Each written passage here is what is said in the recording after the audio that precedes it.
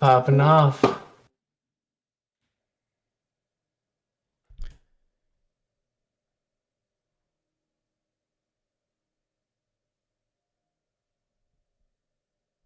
You guys able to hear me?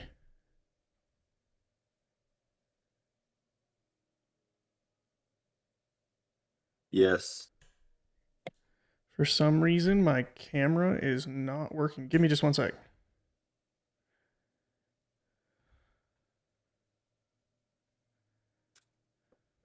This motherfucker full screen.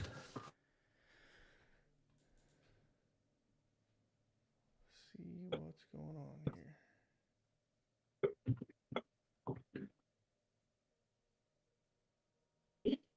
It's for some reason funny.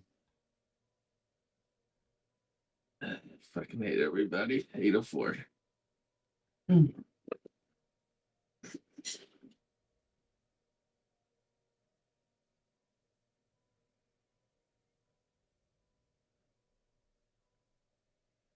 Let's try this. There we go. There we go.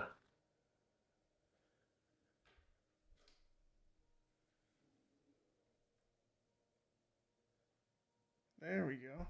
How's everybody doing? Great. Hey, can someone check to see if everything looks good on Twitter and YouTube? I just want to make sure that they're able to hear the audio of both myself and everybody that's over on Discord. I was having trouble with my mic at the end of the last stream last week, and then I tried to fix that just before going live. So hopefully it's all fixed and everything sounds good everywhere.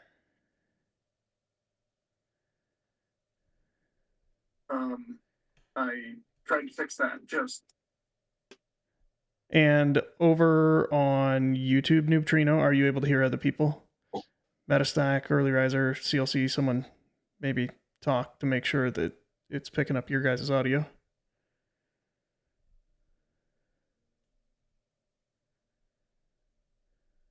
Can you hear me?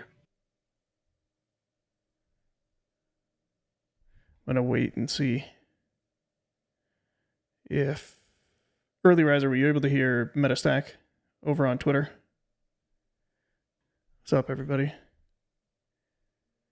Hey, how's it going? Okay, yeah, let me jump back over real quick. Okay. I think so. Yeah, just make sure you're able to hear kind of everybody on Discord.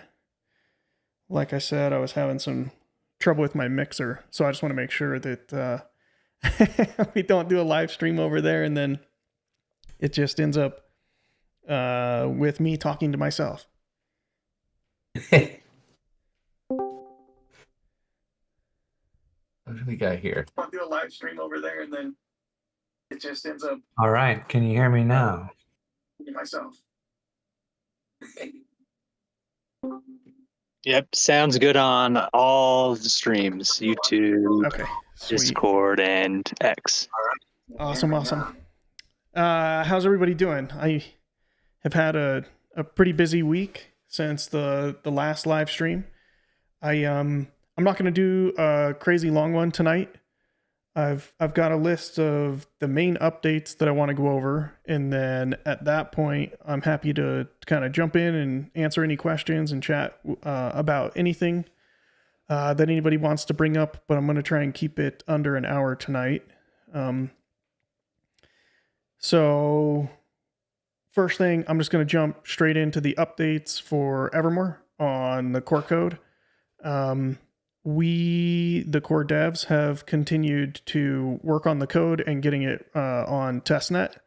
I met with Hans and Blonde Frogs today just on Discord. We were chatting back and forth about a number of things. The remint code, which the primary use case is bridging, is essentially ready. And so we were just finalizing a few things there, and it will also be hitting testnet here shortly. And then the goal is to basically spend 3 weeks on testnet before going on mainnet to thoroughly make sure that everything's good to go before pushing out the upgrade. And as everybody knows, there are a number of upgrades that are coming in this new update.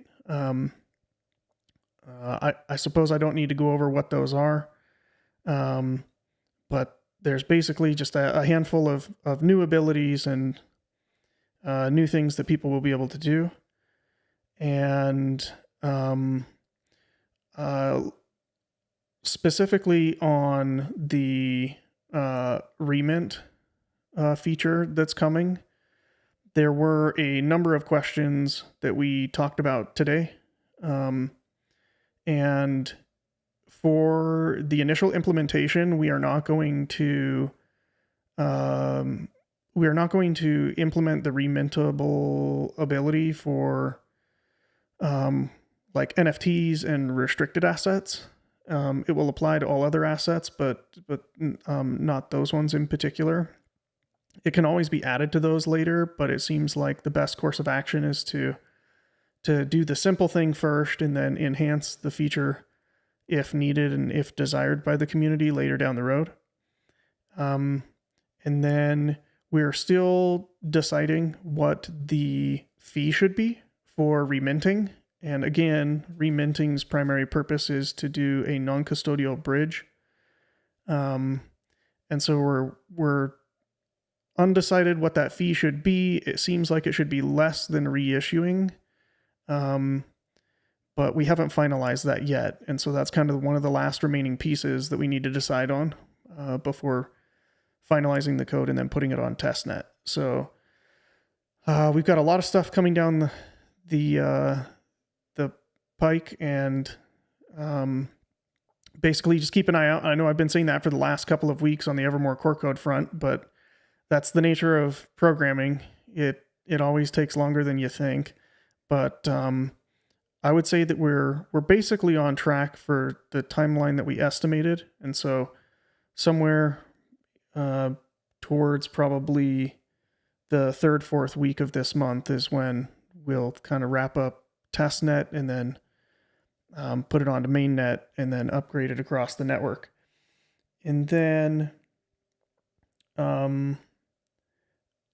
I don't have any other updates on the core code front, but I do want to ask one of the people over here on Discord, Kink, if there's an update for the Upbit listing. I saw earlier in the week that people were talking about getting the listing submission submitted, and I'm not sure if that actually took place or not, but I'll wait for you kind of to maybe say in the chat whether or not that actually was submitted. And then kind of pivoting away from kind of the core stuff and more into the ecosystem stuff, I am setting up an international company for bridging, and all of the entities are essentially set up and all of the testing has been completed like code-wise. For moving an asset or bridging an asset in a non-custodial manner from Evrmore over onto ETH. And then over like the next week, we should be able to start testing on testnet with the ability to move from ETH in a non-custodial manner back over onto EVR. And so we're making really, really good progress on that front. And then in addition to that, I own a company called Magic, and we have built an iOS and Android and Chrome app that's a wallet for Evrmore. We're going to be opening that up to a number of other coins, but we recently have implemented this ability to what's called pool for a project called Satori that is built on Evrmore. And this week we were able to test some of the pooling abilities. We have been playing with the actual implementation on the iOS and Android app, and it looks really, really great, and it's ready. It requires a couple of backend tweaks in order to push live to the public, and I've been working on those little tweaks that I need to do, and it's essentially ready. I had to spin up a new Docker container and some other like nerd stuff that you guys probably don't care about, but the pools should be coming live here shortly to the public on the Magic app. And then once we have that out, we have a Chrome extension that's more or less completed, and we'll be putting that out as well. And then last week, we briefly touched on this new idea of what we're calling the DApp store or a DApp store. And we've continued to kind of flesh out some of those ideas.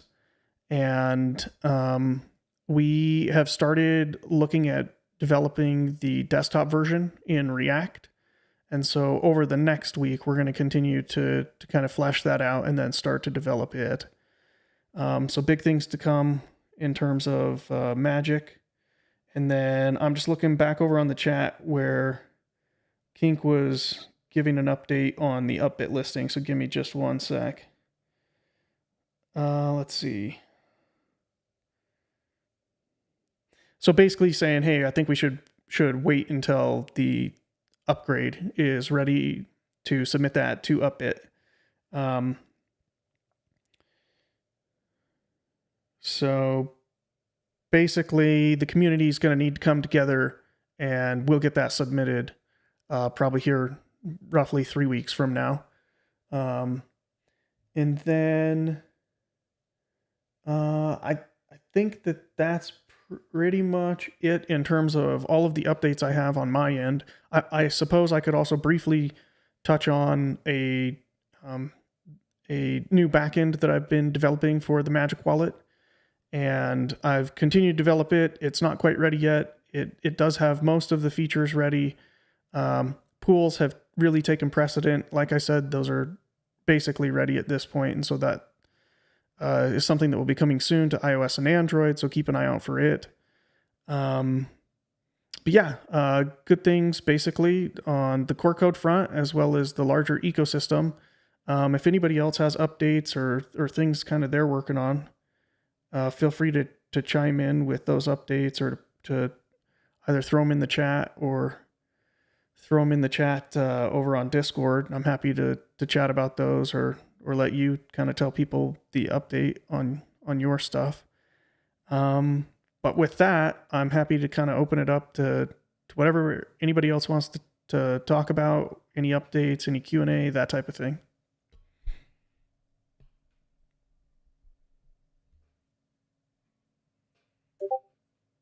What is the debate over the size of the fee? Yeah, so specifically the remintable fee is I don't know that I would call it a debate, but basically we just need to make a decision as to what the amount is. Specifically because the primary feature is bridging, it seems like it should be less than the cost to reissue. And the thinking behind that is that you need some type of spam protection, so it has to have a fee. And then it's not a full-blown reissue. It seems more like an incremental reissue, or like a smaller action than a full-blown reissue. And so for that reason, it makes sense that it would be less than the full cost to reissue. And then because the primary use case is non-custodial bridging, it needs to be cost effective in terms of there being a fee, but not so high that it prevents the main reason for adding it in the first place as a feature. So we're not quite sure what it should be other than within those constraints.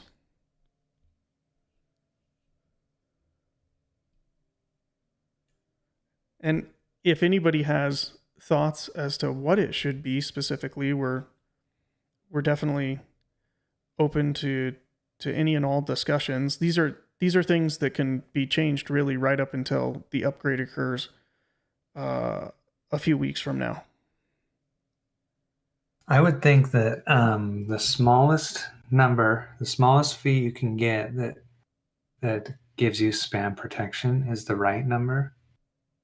Because a lot of these, like if you do an issue or a reissue, you're usually minting a lot at a time, thousands or whatever. But if it's a bridge, it needs to go directly to the address. You can't mint up a whole bunch and then distribute them out. So it needs to be incremental. And so, I don't know. It seems like it has to be small.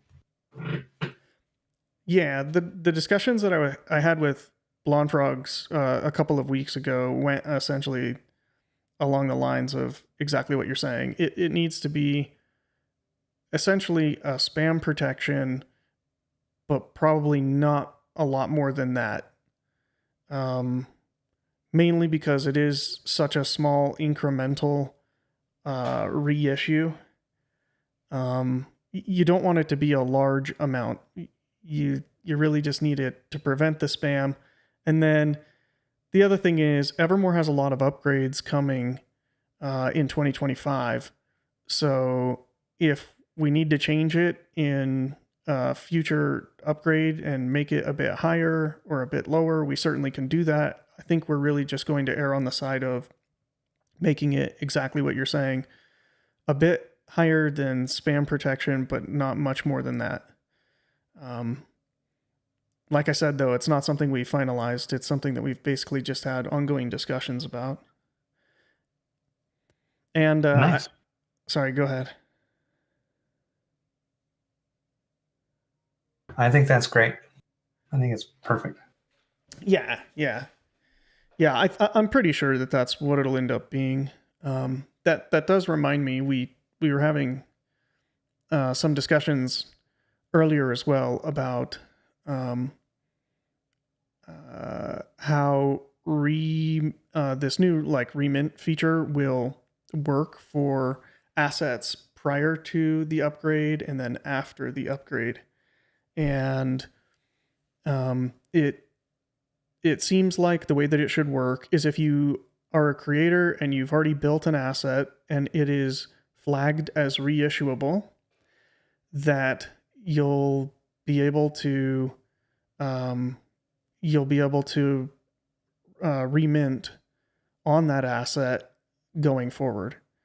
However, that's probably different for tolls, which is another feature that will be a part of this new upgrade. And we're thinking that if you have an asset that's already been created, regardless of whether it's reissuable, it probably should not have the ability to add a toll. And the thinking behind it is that if you've already created an asset and other people own that asset, you'd hate as an owner of this asset to then find out that the original creator has taken advantage of this new toll feature and has made it so that you can't transfer the asset that you own without paying them. And so the way that we have implemented it is that all V1 assets, meaning assets prior to the upgrade, cannot add a toll, and all assets that are created after can set a toll. And we think that it's better to do it that way so that people don't feel like they're being held hostage, than to allow the previous asset creators to potentially hold the current asset holders hostage. And then if you have already created an asset and you want to add a toll to it, you can always do like what I'm going to call, I don't know, like a meta upgrade, into a V2 asset. And so the way that that would work is like you create a brand new asset that's the exact same as your existing asset, and then anybody can basically just burn their existing asset for the new version if you want to create a toll. But anyways, we were having some discussions surrounding that earlier today, and that seems like the best way to implement it.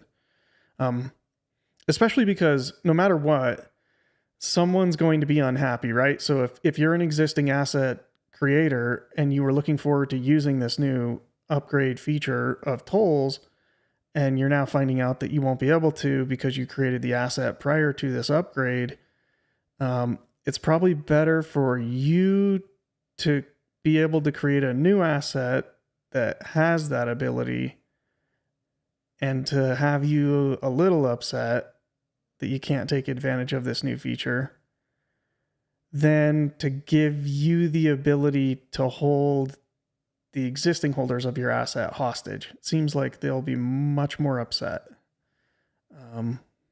So it's kind of catch-22 between a rock and a hard place type situation. But in either case, the new toll feature is going to be pretty dope.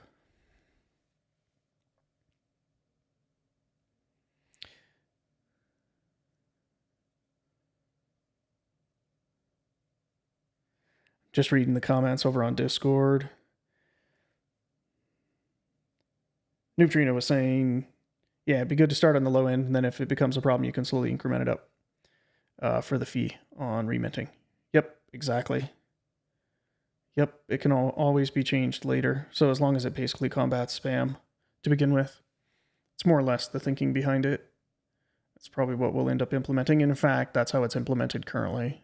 So I know I'm a little bit in the weeds, probably. I know the guys on Discord understand everything I'm saying, but for everybody that's watching on Twitter, I hope you... I hope I'm still entertaining you. At least you're getting something out of it. Let's see. Any plans to roll the TX fee back to what it was in the early rate? Yeah.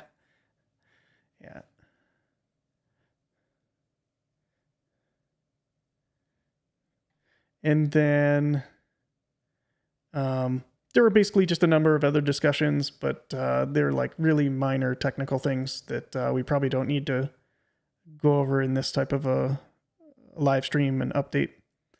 The most important thing that people need to know is that there's a lot of code on Evrmore core that has been written, and a lot of new features that are coming, and they're currently on RegNet. They're coming to testnet and coming to mainnet super soon. So, and then a bunch of new cool stuff too in the broader ecosystem.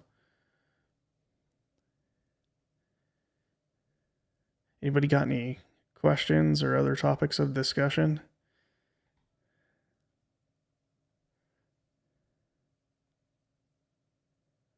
You know, I will say I'm trying to make these a bit more professional. Each week we get better and better at doing these live streams. It's definitely not my natural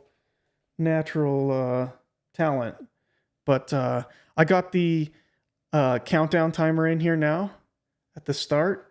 I got the starting soon screen. So slowly but surely these are getting better and better. Let's see. Got to go to dinner, might be back. No worries, Metastack. Thanks for jumping in. Assuming this will be recorded, chopped up for content, create another summary about that EverDAP thing since the last one was deleted. Yeah, for sure. Okay, so here's what we're thinking in terms of this DApp store concept. The way that it will work is for anybody that creates an asset on Evrmore, you'll essentially be able to attach a Docker container that does whatever you want. And in the new desktop version of Magic and any other app that people want to build, you'll have this DApp store. And the DApp store will be like the iOS App Store or the Google Play Store that you're used to on your phone. And you'll go to it and you'll be able to see all of the different dApps that are on Evrmore. And you'll simply just double click on the DApp, it downloads it, it runs it. And so what that does is it makes it easy for the dApp developers, where they can simply create a Docker container, and then they can tap into the underlying peer-to-peer and the underlying wallet easily. And what makes this different from doing something like a Chrome extension and like a Web3 play is that you can actually run your dApp using the compute resources and storage resources of the underlying computer.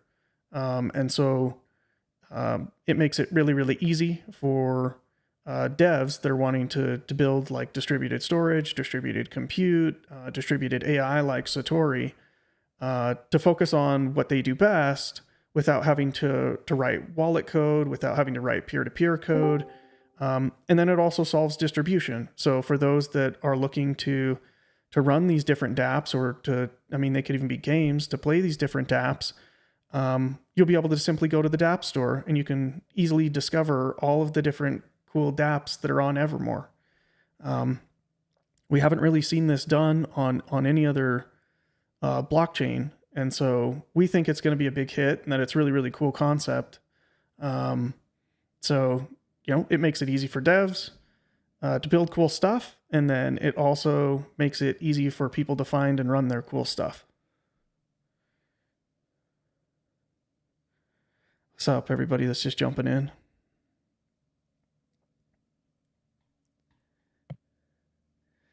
I had a few questions, but I think CLC had a question about the bridge fees. Did I miss one? Oh, okay. Hell yeah. Thanks so much. I appreciate that, Noob. Let's see. Yep. Is the bridge fee going to be a % of the asset bridged or an EVR fee? What happens to the fees paid? Yeah, so the bridge fee will just be a fixed fee. And then I haven't really determined whether or not it's just going to be like an EVR fee. For those that aren't familiar, there is an ability that there's an ability that the Satori guys have created where fees are like automatically covered. So just to set up like an example so that everybody will understand. Let's say you have an asset and it's in a wallet and it's an Evrmore asset and you're wanting to send it from you to your buddy. But you have to pay a gas fee in EVR and you don't have any EVR. Well, that creates a lot of friction where you now have to go to an exchange or find someone or a faucet to get EVR so that you can then pay the gas fee to send the asset from you to your buddy. And nobody wants to have to do that. And so what the Satori guys have done is they've made it easy where they have like a server that automatically covers the EVR fee for you. And so I haven't determined for bridging yet whether or not we'll charge that in like EVR or if it will just be like an automatically covered fee. And then we could take like a percentage of whatever it is you're sending. So those are things that we still need to figure out. The way that it works now is it's just free. I mean, the most important thing is that we just get all of the tech built and working, and then we can figure out exactly what that fee structure looks like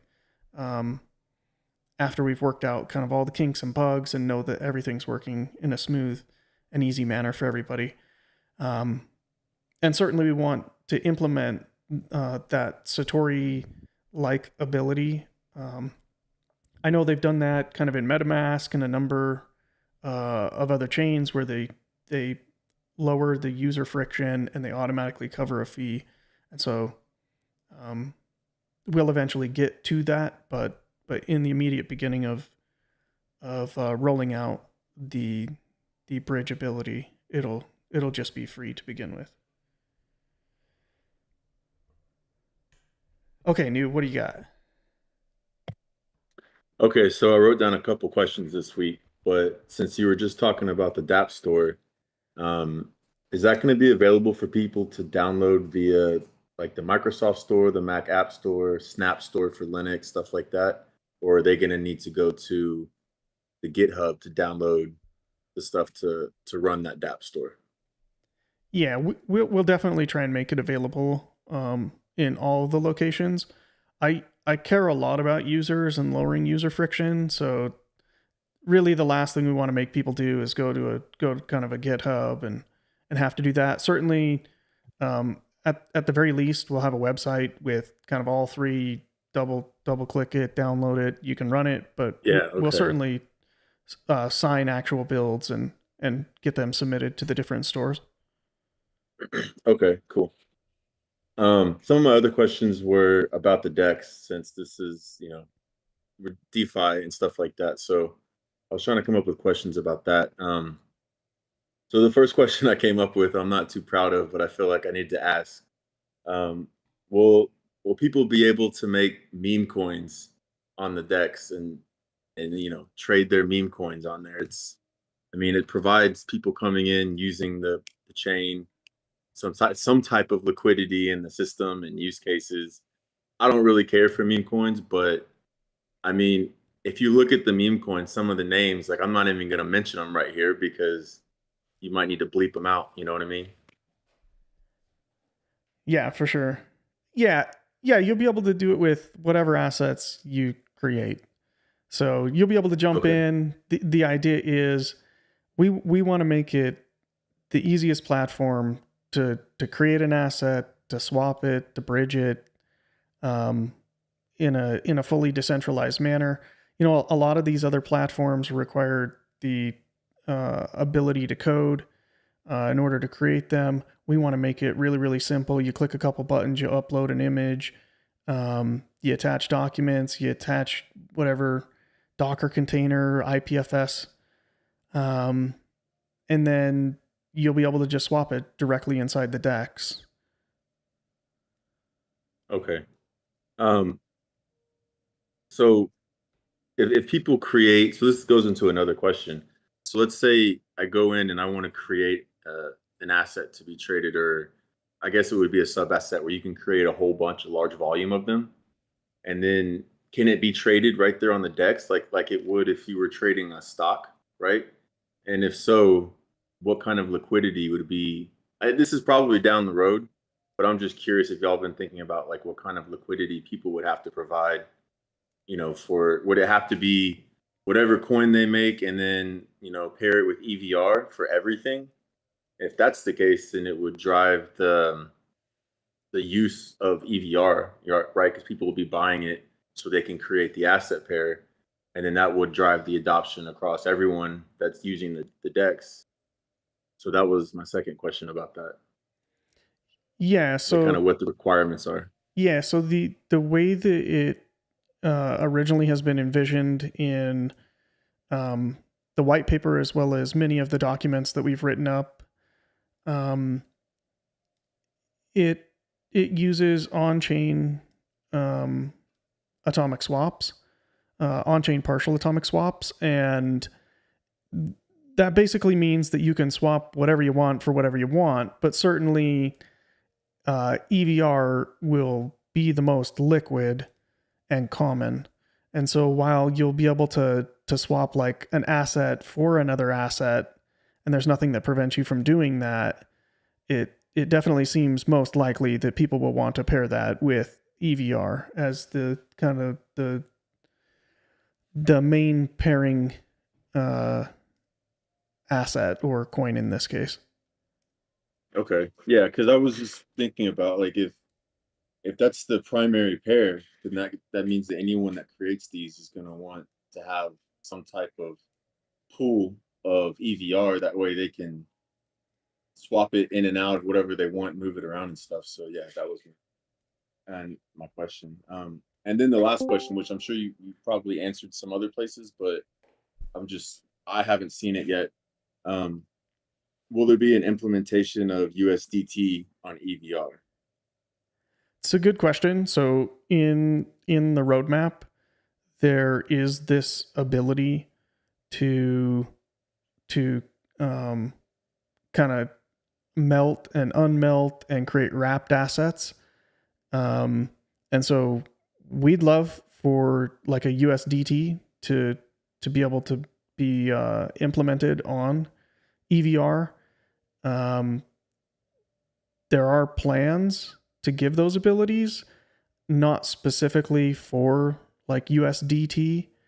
And I suppose in the case of USDT, it would require working with the creators of it, or someone just doing it on their own and creating a wrapped version on EVR. But that ability is definitely in the roadmap.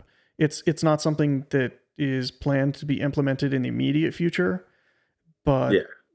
maybe sometime in the latter half or second half of 2025 of this year.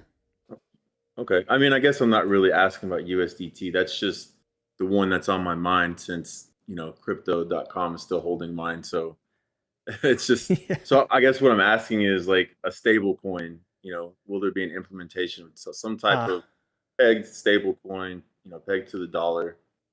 I guess that's more in line of what I'm trying I to see get what at. you're saying. Yeah, it's a good question. So I suppose I still will partially stick with my original answer in that you really need this ability to create a wrapped version. It is something that you could do. I know over on another coin, there were some discussions about working with a company that specializes in doing that. I'd imagine they would want probably pay to script hash on assets, which Evrmore does have, which is great. That way they could do like a multi-sig and make their wrapped asset a lot more secure. So when they create this stable coin, it's not just kind of one key that would sign off on the kind of creation and transfer of that asset. But I'm guessing that they would want probably some additional features that, again, I'd say probably second half 2025. I definitely think that that's something that we should look into, though.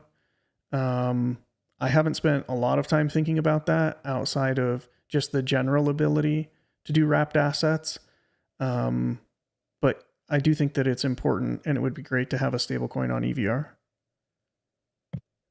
Okay, cool. I mean, I'm just thinking of questions that kind of track with the things I'm having to deal with when using, an exchange or moving between exchanges, or I'm trying to get my USDT over to ZEX or however you pronounce it.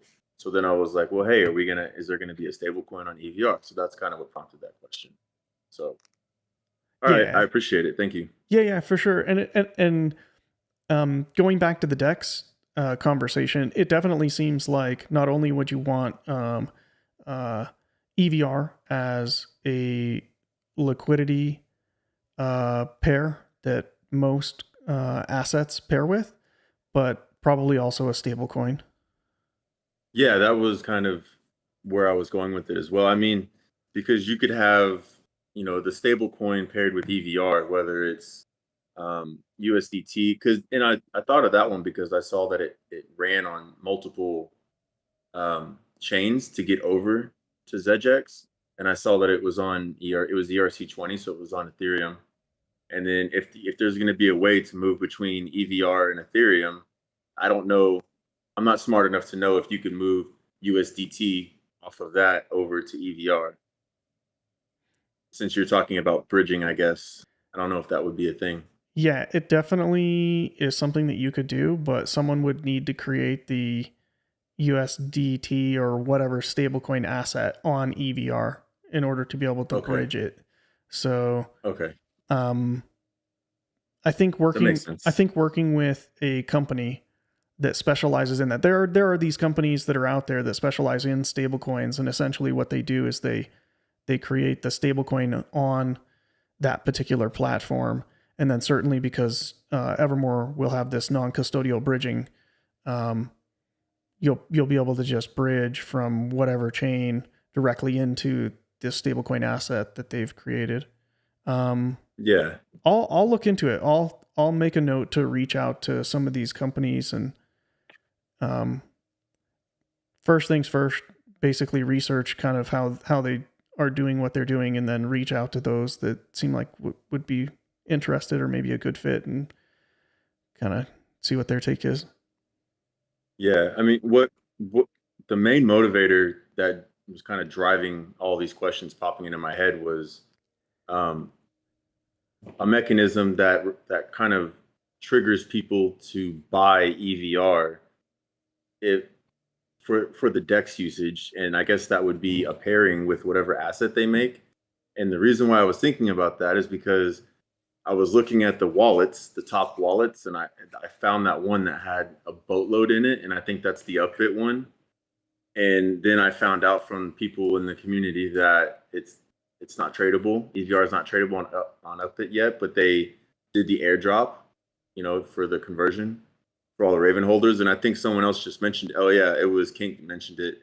I mean, once it gets on Upbit, let's say it's going on to Upbit, and then all those people are now going to have access to EVR, the EVR that was magically there from the airdrop. Like if they start dumping it, that's going to put a lot of EVR into the system.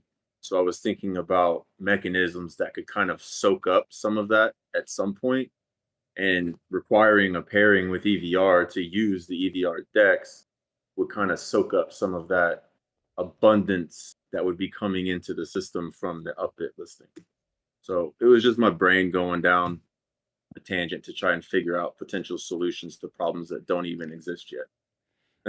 No, I do think it's good though that we're thinking into the future. It's better to be proactive than reactive. I saw a Kink in the chat saying liquidity pools. I definitely think that's another one that's on the long-term horizon that should be implemented.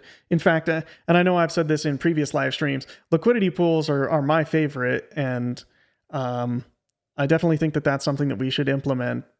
But you got to crawl, walk, run. So we've got a bunch of amazing features that are coming, and then many more to come that I think will give EVR more and more of a use case.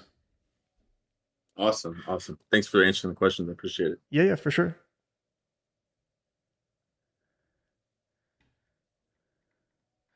What else you guys got?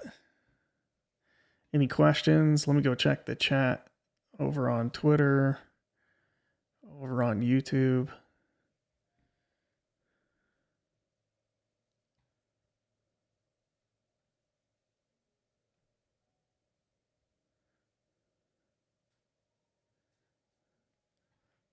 Ramps is asking, hey, did I miss the bridge update? Sorry, I was late. Yeah, I spoke briefly about it. So the remintable code is basically ready. There were just a couple of remaining questions before we finalized the code and put it up on testnet. There were questions surrounding what the fee should be to remint. And so when you're doing this bridging from ETH to EVR, EVR to ETH, there's a fee to create the EVR asset. And so we're just kind of finalizing what that fee should be. And there were some core dev discussions surrounding that earlier today. And then Metastack briefly asked about it, and we're probably going to implement it such that it's a spam mechanism, but not much more than that. And then in the future, if needed, we can always increase the fee in future updates. So.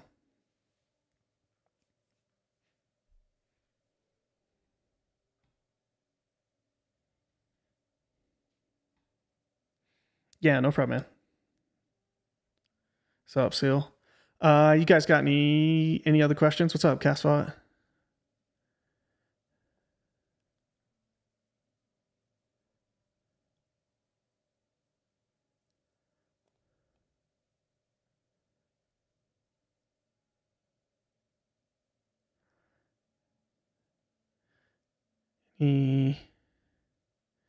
It's lonely on YouTube. Yeah. Hey, sorry it took me a minute to switch over to my phone. I don't have a mic on my desktop. Oh, it's all good, man. Hey, so I'm working on a CLI for Satori. So anyway, just something I've been playing around with. I'll probably have an update coming soon in the coming days, but I'll likely open source it and announce it, and we'll see if anyone likes it or they just hate it. We'll see. Hell yeah, that'll be awesome. Yeah. Definitely make an announcement over on X as well. I'm happy to retweet, anything that people are building, and yeah, it'll be cool to see what you're building. Yeah, it's a C app, and I'll have a client and a server side on it. The server will be a daemon, and for me, it's running on Ubuntu. But we'll see if people try it elsewhere, and if we want to extend it to other platforms. Anyway, it's a work in progress. Hell yeah.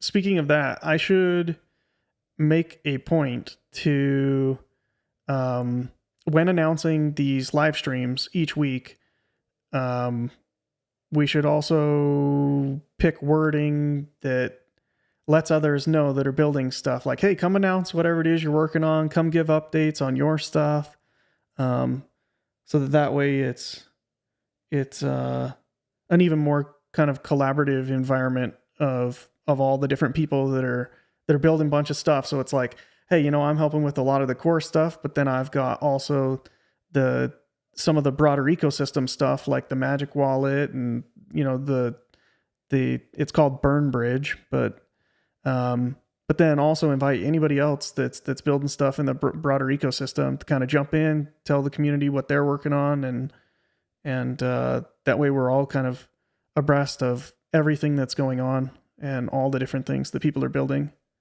And it's always good to hear it from the horse's mouth too.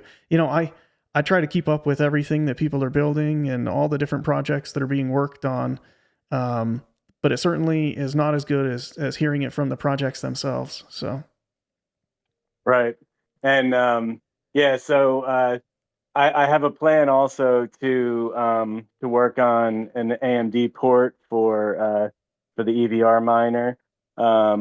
Unfortunately, right now, it's good news and bad news. We've been on in Satori. We've been on the staking requirement of 10 for so long. I'm basically out of hardware to put more neurons on. So I've been trying to take one of my miners out of the Satori cluster so I could. It's a single GPU miner, so I'll convert that back to EVR mining, and that's when I'll be able to begin porting that AMD functionality over. So that'll be something I'll be working on as well during the winter.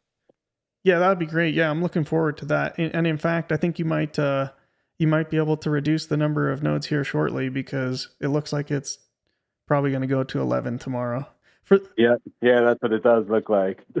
Yeah, for those that are not aware, there's an AI project built on Evrmore called Satori, and you basically can stake, and you run different neurons, and it makes AI predictions, and it's a pretty cool project. If you're not familiar with it, you should go check it out. But basically, in order to run a node, it requires a certain amount of Satori, and it seemed like for a month, maybe a month and a half, every week it would hit a new level, and then it requires an additional Satori, and it continued to do that throughout that time frame. But then now for the last couple of weeks, I don't know exactly how long it's been, but certainly longer than it typically has been. It's been on 10 Satori required to run a node. But as of tonight, I saw just before jumping on the live stream, and obviously CastBot saw it too. It looks like that's now going to bump up to 11 probably tomorrow. So. Yeah, and it looks like it's been 27 days on on the current count according to my spreadsheet. Yeah, so, but in any case, it's a long time. I'm gonna, once I can free up my one GPU miner, then I'm gonna, somebody in another project contributed a pull request for AMD into ProgPow, I think, and I'm gonna try to just take that and migrate that over to EVR ProgPow. Hell yeah. That'd be dope. I'm just looking at the chat. So Clubber's asking, does it make sense to create pairs on a DEX without providing decent liquidity after the bridge is done? That's a good question. Don't know. Crawl, walk, run. We got to get out the existing features first. Once we start to implement the DEX, I'm sure there'll be a number of questions as to implementation details and then other just more broad questions surrounding whether or not it's kind of the right thing to implement and how to implement it. And there are a lot of dev notes and a lot of time has gone into thinking about how to implement it, but once you go to do it, that's always a bit different than kind of notes and planning. So something that we'll cross at that time.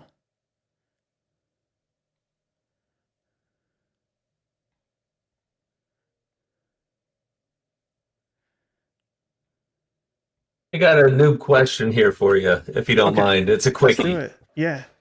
All right. Good evening, everybody. So yeah, these DEXs, I'm not really a trader, or, I don't really go on the markets much, just, maybe I'll pick up, a couple 100,000 ever here or there, whatever it is, nothing crazy. But these DEXs, sexes, whatever, CEX, not SEX. So the Evrmore, I guess, bridgey DEXy thing, is it going to be an actual website, or is it going to be something within the Evrmore core wallet, or is it an externally thing that's online? Okay, so If I would the bridge thing or whatever. Yeah, okay, so two different things. So there's the deck stuff that will probably come later this year, and then there's the bridge ability. And I'm gonna hold off on the deck stuff for later. And then in terms of like bridging, the way that it will work using the remintable code is there'll be a new burn address, and it will be implemented into all the different wallets, QT, all the different things. And it essentially is just this new feature where you can burn your coins to a bridge address. So you'll basically just click one button that's like, hey, bridge. And what you're doing is you're sending your coins to a burn address.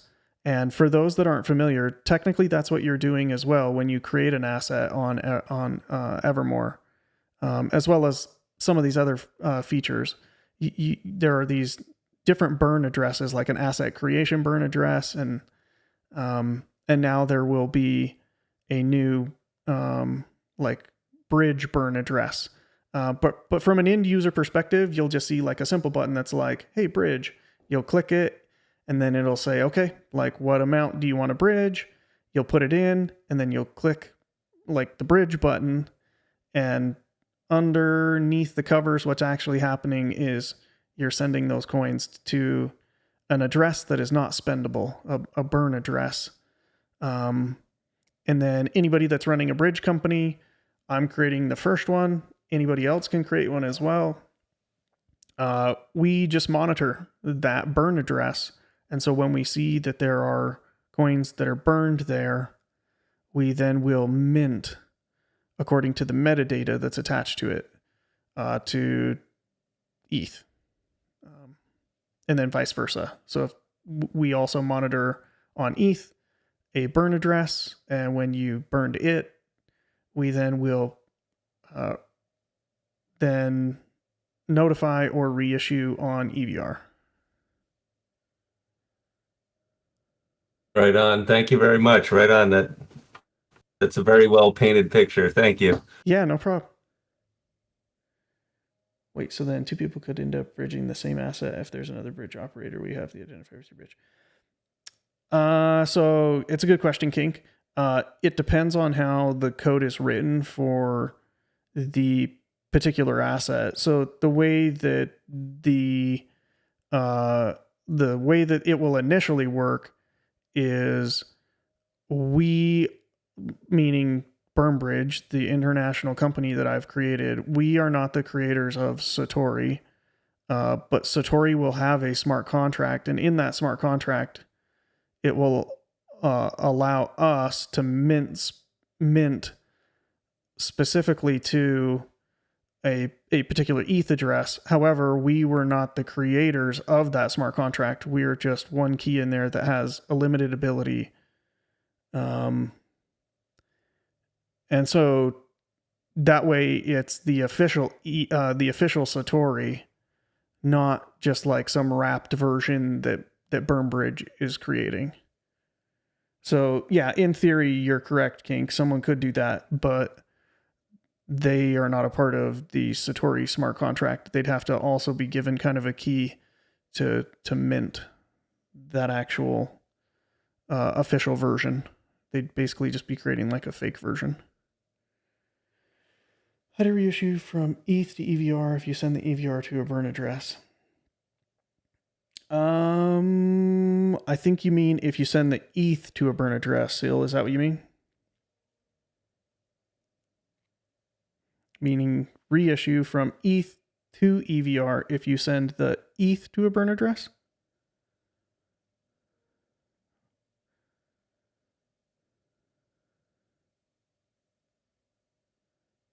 Yeah, remint assets. Yeah.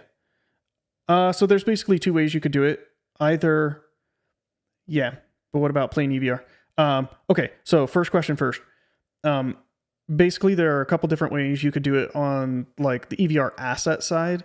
Either the bridge can be given the key that like an admin key that gives the ability to remint the burned over on ETH amount back over into EVR, or we can send a meaning like the burn bridge entity can have code that push notifies to the holder of the admin asset that they need to mint directly to that person. And then in terms of the plain EVR, not right now. And then also there's another way that you could do the remint of an asset that the core devs have talked about. We've had discussions surrounding maybe creating a brand new admin-like token, but with limited permissions.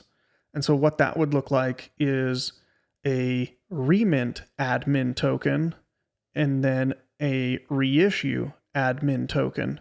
And if you're holding kind of the reissue admin token, it would give you all the metadata, reissuing, and all that functionality.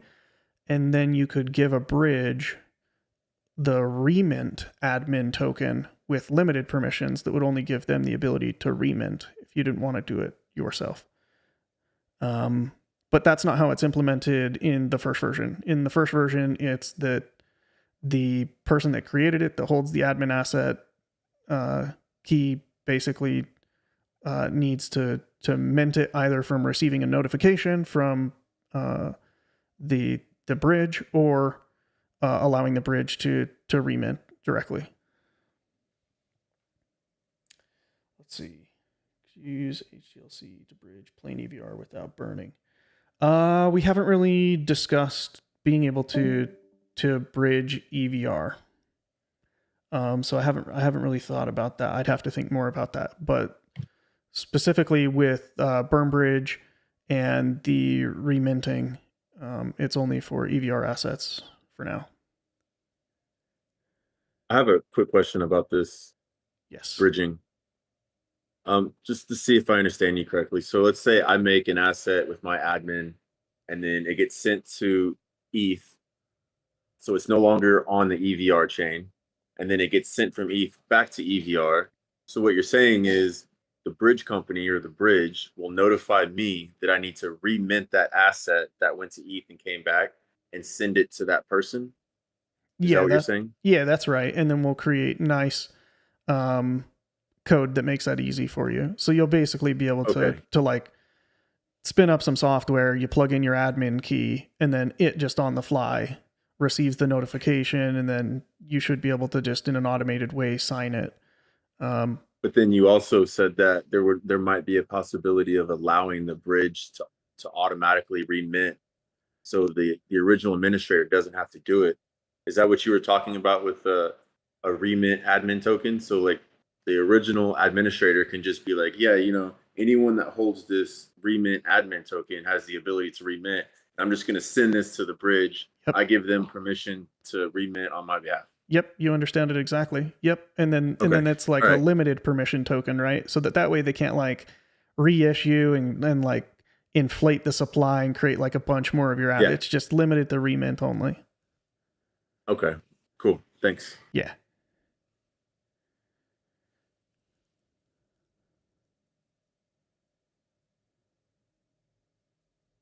And I'm sure that these will get more advanced as we go, right? So initial implementation, and then I'm sure once people start using all of these different things, there'll be new and interesting ideas and different things that will come out of it, and we'll make them more enhanced and more feature rich. Will the ETH side be able to see that it's attached to a bridge to EVR? That way, because there's scams on ETH, stuff like that, claiming to be something that they're not. Will somebody be able to look at an ETH address and see that it has an attachment somehow to EVR chain to know that this is the original? It actually is the one that came from EVR. I'm not sure I 100% understand the question. Let me answer it and see if it's a good answer and if I do understand. And if not, please correct me. I'm happy to try again. So basically over on the ETH side, there's a smart contract that would also provide a burn address on the ETH side. And so it's if the official like asset on the ETH side is sent to that ETH burn address that the bridge monitors, that the bridge then either remints directly or pushes a notification for the admin asset owner to remint. Okay. But so let's say somebody takes an asset and they move it over to ETH and they want to sell it on ETH, right? And then somebody could buy it using ETH. But let's say someone is trying to impersonate that asset and sell it somewhere else, and it's not really the asset itself. Would they be able to look at that address and see that it was minted coming from this bridge to EVR versus someone just impersonating it? Yeah, so I suppose the short answer is the person that created the asset on EVR also has to create a smart contract that the bridge can use over on ETH. So okay, if you're over on ETH, you'll know that it's the official version because it came from the actual asset creator. Okay. It's like Seal saying in the chat, it's real EVR asset just by checking the contract address. Okay. Yeah. Cool. And thank you. And for the first version, for Burnbridge, there's a smart contract that has been written for Satori, and I am planning on making that available. I assume that that'll just be available for anybody to kind of copy pasta for their own asset. So if you want to kind of create a smart contract and have this bridge ability, you'll be able to kind of copy pasta what they've done and just plug in your own stuff instead of having to write it from scratch.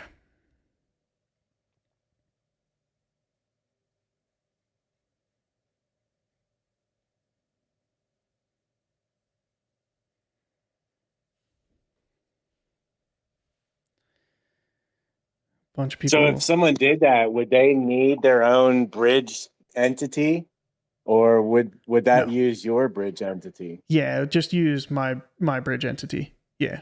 I mean, anybody can create a bridge entity. I hope that they do, truly. Competition's awesome. Seems like a lot of work, though. I mean, it doesn't seem easy to do that. I suppose easy is relative. Hey, who are we kidding? None of this stuff's easy.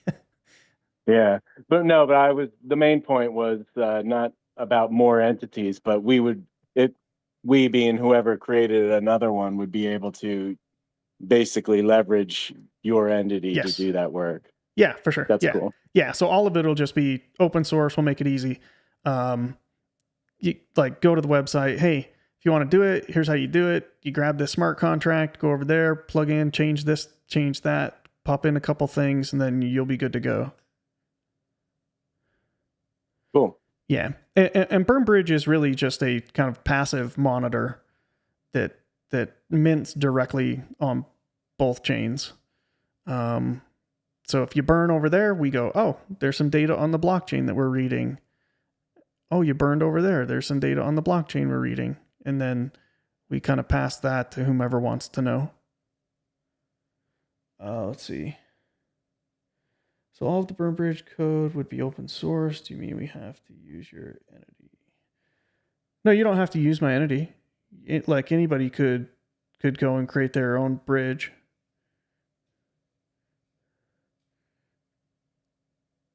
Yeah, exactly what Seal's saying. The ETH code to create the contract would be the open source. Exactly. Yeah. The bridge code itself, I'm not planning on open sourcing, but certainly like the ETH code to create your contract would be open source.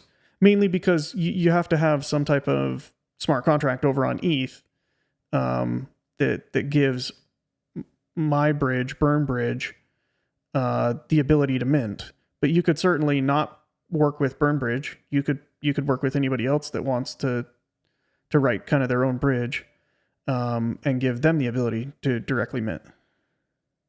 Yeah, but realistically, if I'm a regular guy wanting to create a bridge, like wanting to bridge a token, I don't want to do all that work. I want to use Burn Bridge and just and be there, shorten my time to market type stuff.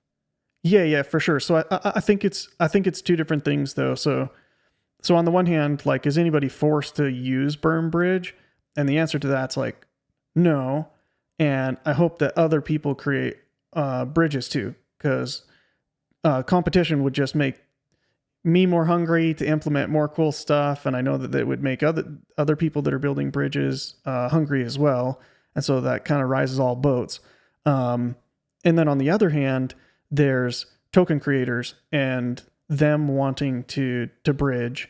And I definitely don't think that they will want to create like their own bridge. Like they'll definitely just want to work with an existing bridge, because it just makes it way easier.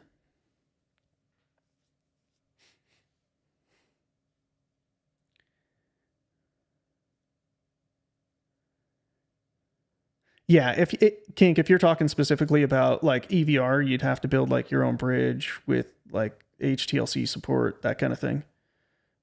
But I mean, if the bridge gets a lot of use, we'll certainly enhance it and make it better and better. Yeah, I definitely agree with what you're saying in the chat. That is the hard part.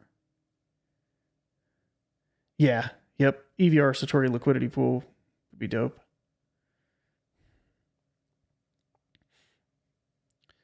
Yep.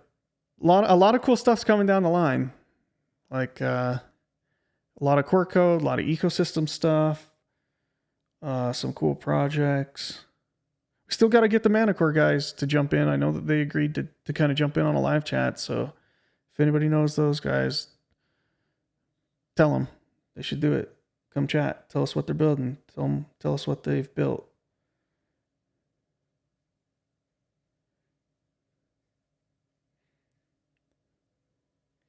So where would I'm just asking because I don't know at all, but where would an EVR Satori liquidity pool live? Yeah. Would that have to be on like Neoxa or something, or could that just be somewhere else? No, I mean, in theory, I know it could be anywhere, but where realistically would it be? Directly on EVR.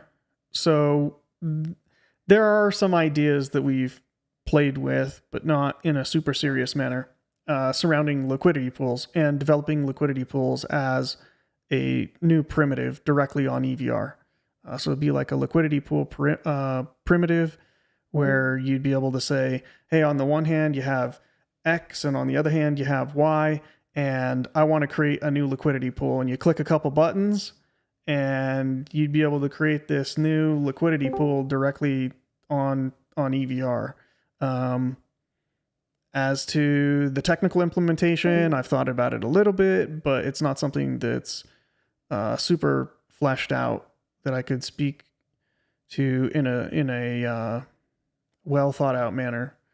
So like, but at a high level, would that just be like, so then if Kink wants to create one, he just uses that primitive, he puts one out, and then I create one, and then Early Riser creates one. Now we just all publicize our own liquidity pools, and hopefully they all get good action, and anyone else can spin out more if they wanted to. That's the idea, is to just make it like stupid simple. Just like the bridge stuff. You click a button, just like you create an asset, you click a button. It'd be, I want to create a new liquidity pool. Click a button. Neat. Is this something that could live on the DEX as well? Yeah, that's the idea. Like the idea is you'd be able to create these liquidity pools and then have them on the DEX. Oh, nice. Yeah. Like I said, liquidity pools are my favorite, but we've got a lot of other stuff on the roadmap. We got to build, and then a lot of other stuff in the ecosystem, and people are working on a bunch of stuff. We're just all getting excited over here. Yeah. When I was originally thinking about some of the liquidity pool primitive stuff, like 3-4 months ago, I'm pretty pumped on. I still am pretty pumped. There's some cool stuff coming.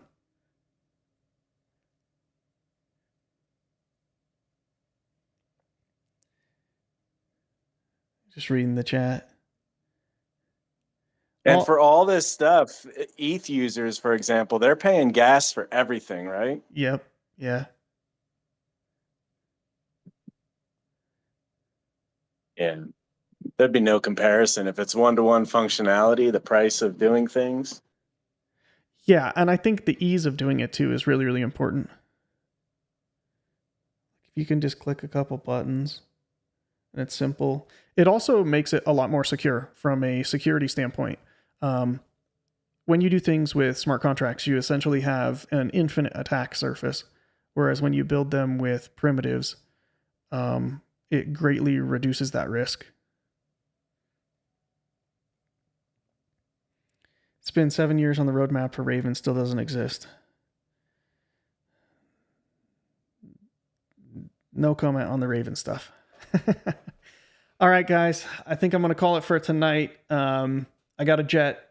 So thanks for joining, everybody, and good things to come.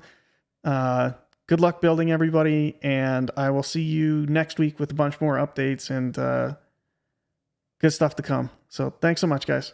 Have a good night. Thank You too. Don't forget to stop recording. Thanks, Emil.